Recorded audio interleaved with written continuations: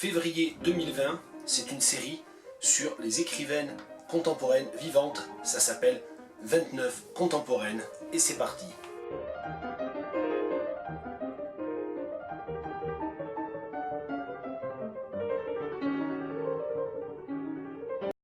Aujourd'hui, nous allons parler de Scholastique Mukasonga, ou plus exactement, pour rester dans le principe de ces vidéos, je vais parler très brièvement de Scholastique Mukasonga, mais je vais surtout lire un extrait d'un de ses livres. Scholastique Mukasonga, c'est une écrivaine rwandaise d'expression française, rescapée du massacre, et je le dirais même du génocide des Tutsis par les Hutus. On aura l'occasion d'ailleurs de reparler, malheureusement, de ce génocide plus tard dans le mois, quand je lirai un extrait d'un livre de Véronique Tadjo.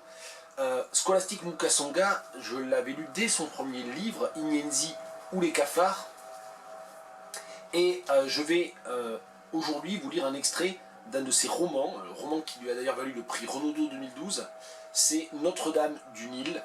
Et Notre-Dame du Nil, ça se passe dans un lycée de jeunes filles, juste avant en fait la guerre civile, comme elle est appelée souvent pudiquement, le nettoyage ethnique, l'épuration ethnique, le massacre des Tutsis par les Hutus. Et l'extrait que je vais vous lire est une sorte de contraste avec l'issue du roman, puisque dans le lycée de jeunes filles, on se prépare fébrilement, avec gaieté, à accueillir une visite officielle du roi de Belgique et de son épouse. Ça se passe longtemps après l'indépendance, hein, donc c'est un texte qui est intéressant aussi du point de vue néocolonial. Le lycée bourdonnait d'activités insolites.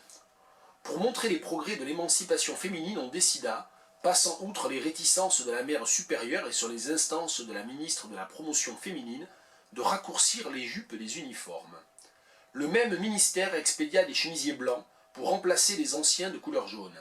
Ils étaient presque transparents, ce que sembla apprécier le père Herménégilde, malgré les réticences qu'il affichait devant la mère supérieure. Tout un après-midi fut consacré aux essayages et à coudre sur le boléro des écussons aux couleurs du Rwanda et de la Belgique, à droite celui de la Belgique, à gauche, sur le cœur, celui du Rwanda. Les filles de seconde tressèrent pour les offrir à la reine des vanneries sur lesquelles elles brodèrent en fibres rouges et noires « Vive la reine, vive le président, longue vie à l'amitié belgo-rwandaise ». Les chansons composées par le frère Auxil subirent la censure du bourgmestre et surtout de Gloriosa, l'œil du parti. Elle trouva que l'éloge appuyé des rois et des reines ne convenait pas en République dans un pays qui s'était libéré il y a peu de la tyrannie des Bamis et de toute l'aristocratie. On proposa aux compositeurs de célébrer la houe paysanne et le développement pacifique du pays, rendu au petit peuple grâce à la sagesse de son président et bien entendu avec l'aide de la Belgique, et s'il y tenait à la protection manifeste d'Imana et de la Bonne Vierge. Le frère Auxil s'exécuta de son mieux, mais les lycéennes refusèrent tout net d'apprendre la brabançonne qu'il proposait de chanter après l'hymne national. La population de Nyaminombe fut mobilisée pour accueillir la reine. Bien sûr, celle-ci n'aurait pas le temps d'aller jusqu'à la commune située à 3 km du lycée, mais tous les habitants formeraient une haie d'honneur au bord de la route en agitant des petits drapeaux rwandais et belges dont on attendait la livraison. La foule acclamerait le cortège au cri de « Fabiola Oye, président Oye ». On avait proscrit le mot « reine » ou « Muamikazi », de peur qu'il n'éveille chez quelques-uns des nostalgies surannées.